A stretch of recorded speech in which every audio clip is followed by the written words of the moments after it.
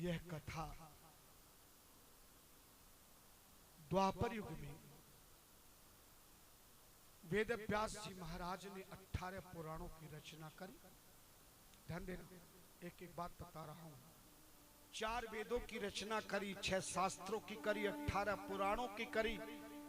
अगर कोई पूछे कि गीता की किसने रचना करी, तो भी बता देना कि वेद व्यास जी महाराज ने ही गीता की रचना की। महाभारत की रचना करी और अंतिम में श्रीमद् भागवत महापुराण की रचना करी।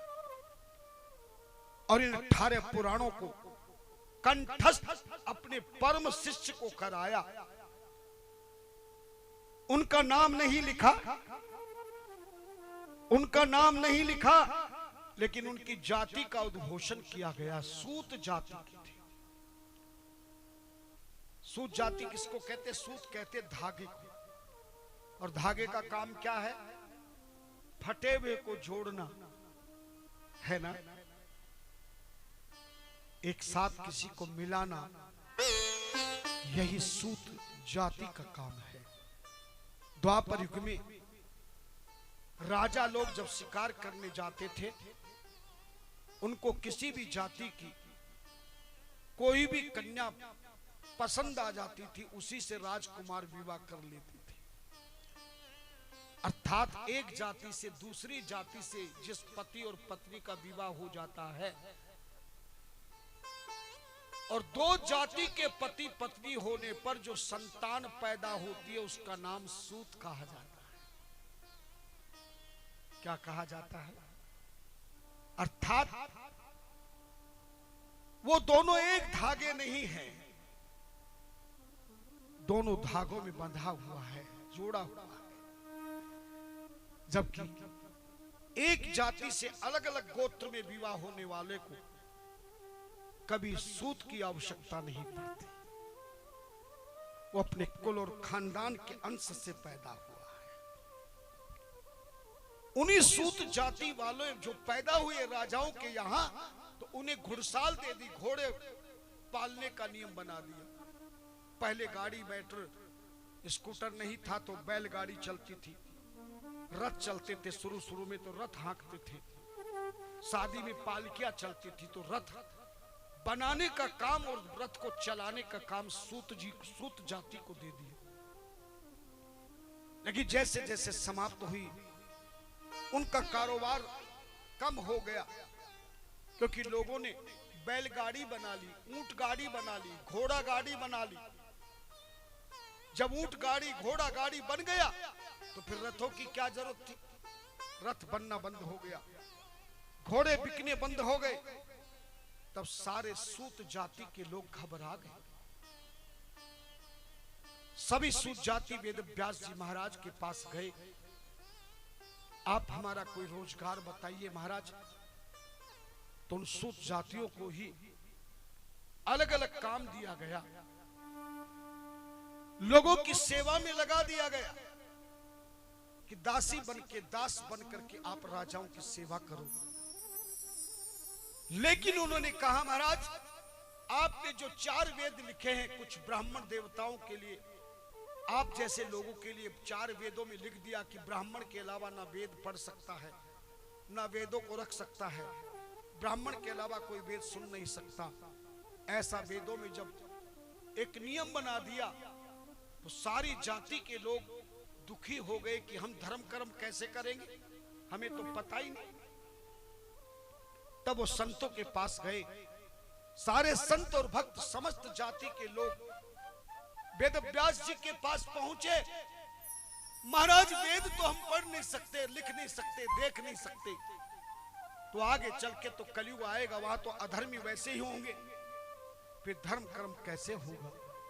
उन्हीं 4 वेद 6 शास्त्रों में से संतों के कहने पे समस्त जाति को छोड़कर हर जाति के लिए एक नियम बनाया, और उन्होंने 18 पुराण तैयार किए। उन 18 पुराणों की रचना करने के बाद वेद व्यास जी ने उन्हीं सूत नाम के जो शिष्य, एक बहुत ज्ञानी था, वो कहता था कि मुझे पुराण की कथा करने का शौक है, मुझे पढ़ाइए। तब उनमें से एक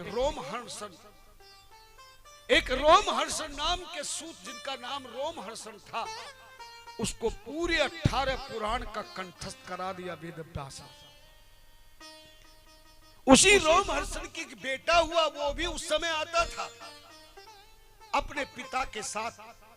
वेद व्यास जी ने रोमहर्षण को भी पुराणों का ज्ञाता बना दिया, और उसके बेटे जिसका नाम उग्रश्रवा था, उस सूत पिता के पुत्र को भी 18 पुराण कंठस्थ करा दिए।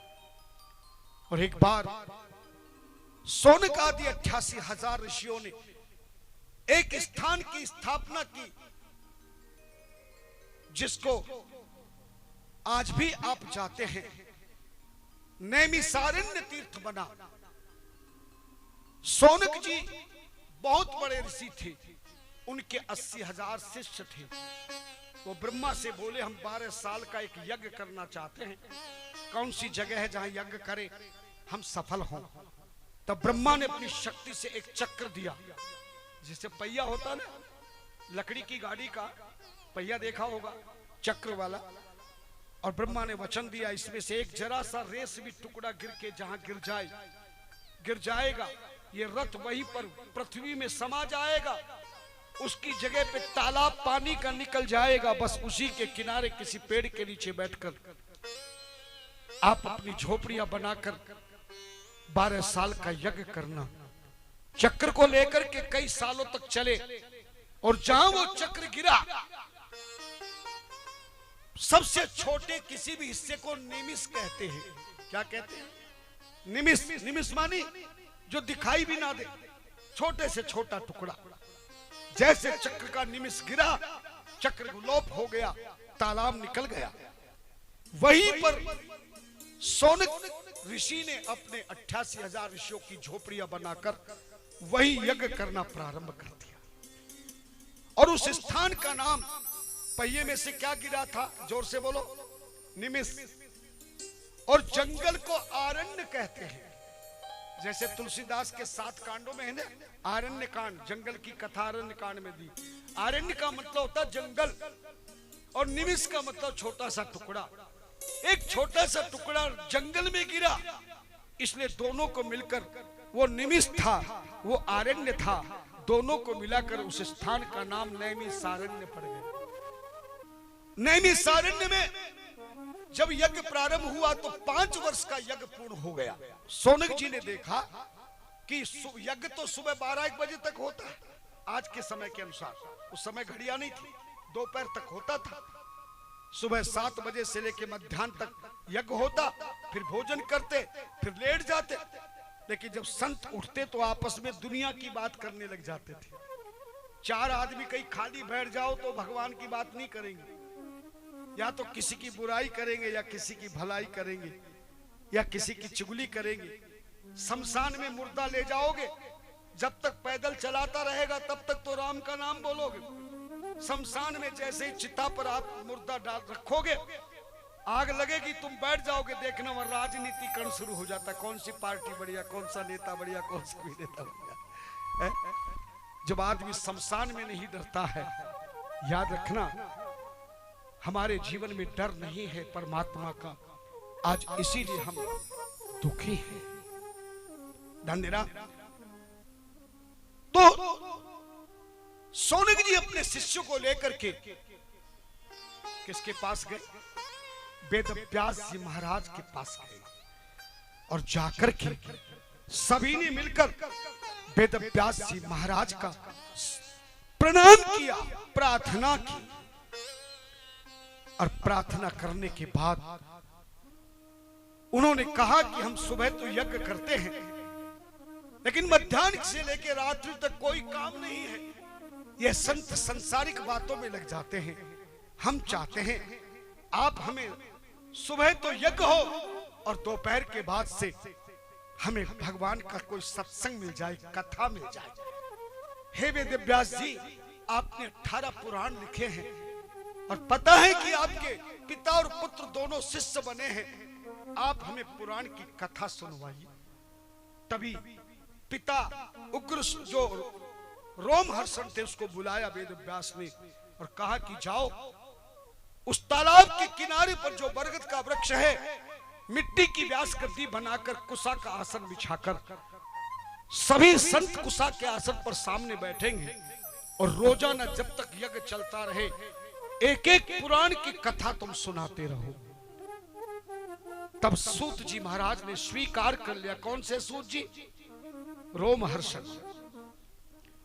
वहां सूत जी महाराज कथा करते हैं, यही से शिव पुराण, यही पर पुराणों की कथा हुई है।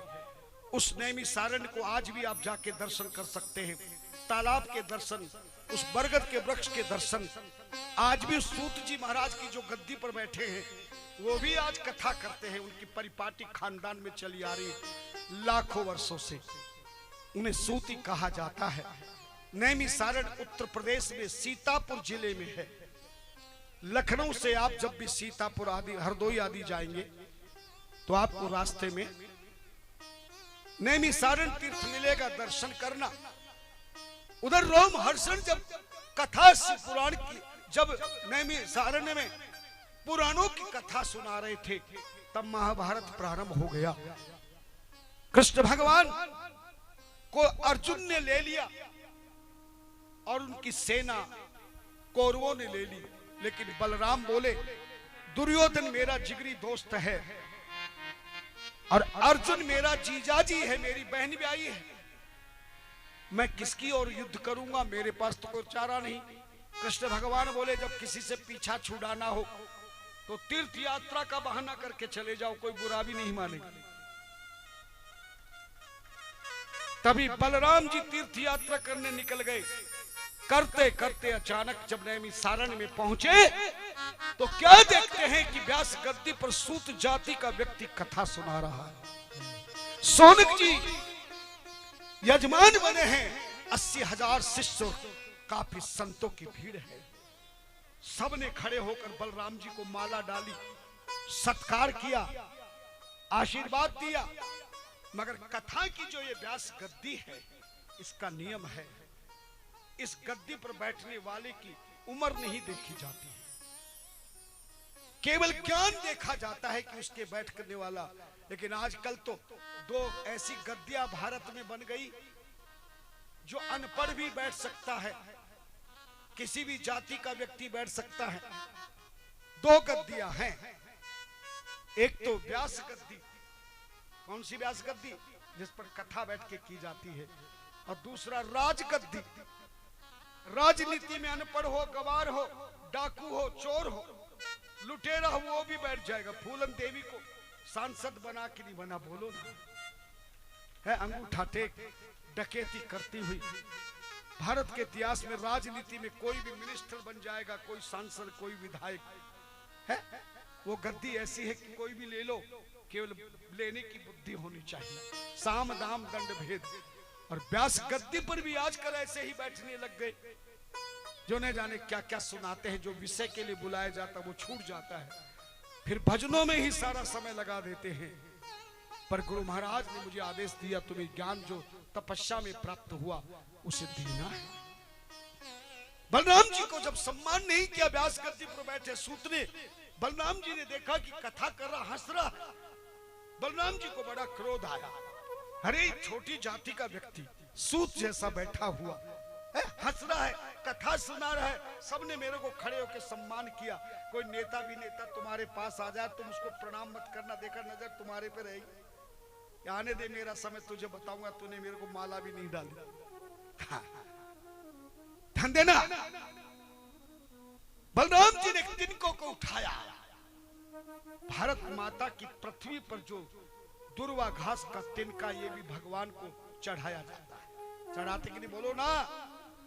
इसमें बहुत बड़ी शक्ति है। सीता जी ने लंका में रावण को एक तिनका उठा के डरा दिया था। तृणधर ओठ कहत वै देह। बलराम ने उठाया, उसे चक्र बनाया। बोले व्यास गद्दी पर जो बैठा सूत, इसका गला काट दे, इसका हंसना बंद हो जाए। बिना सोचे समझे चक्र चला। व्यास गद्दी पर बैठे उस सूत का गला कट गया, पिता मर के नीचे गिर गया, हाहाकार मच गया। सोनक ऋषियों ने कहा बलराम जी तुमने क्या किया?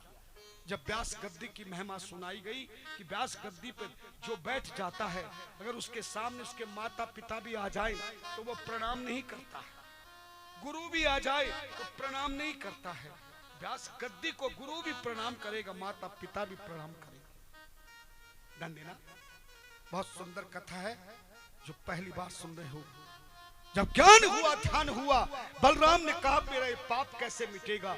बोले पहले तो इसका 1 महीने का संस्कार करो उसके पुत्र के हाथों से।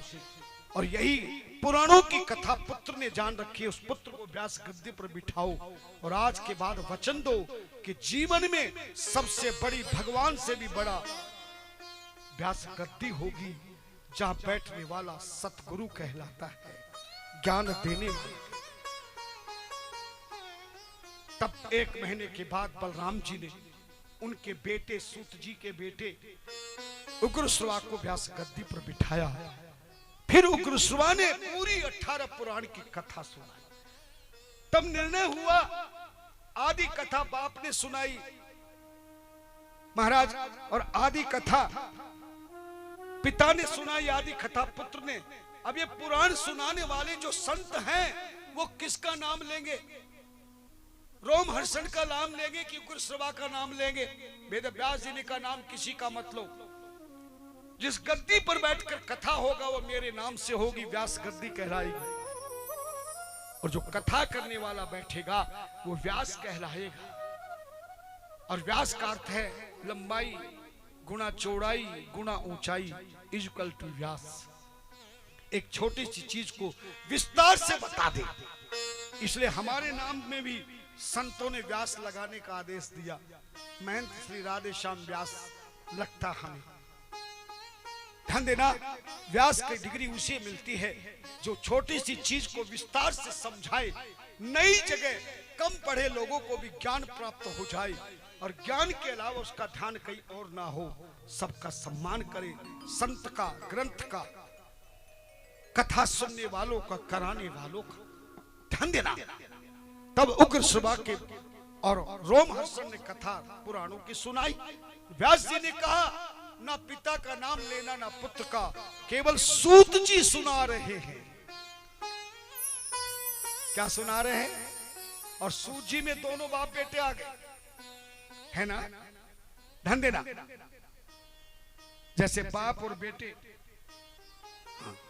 बाप और बेटे एक साथ डॉक्टर बन जाए, इलाज दोनों में कोई भी करे, आधा वो करे आधा करे, लेकिन आप बेटे का नाम बाप का नाम नहीं लेंगे, डॉक्टर कहेंगे।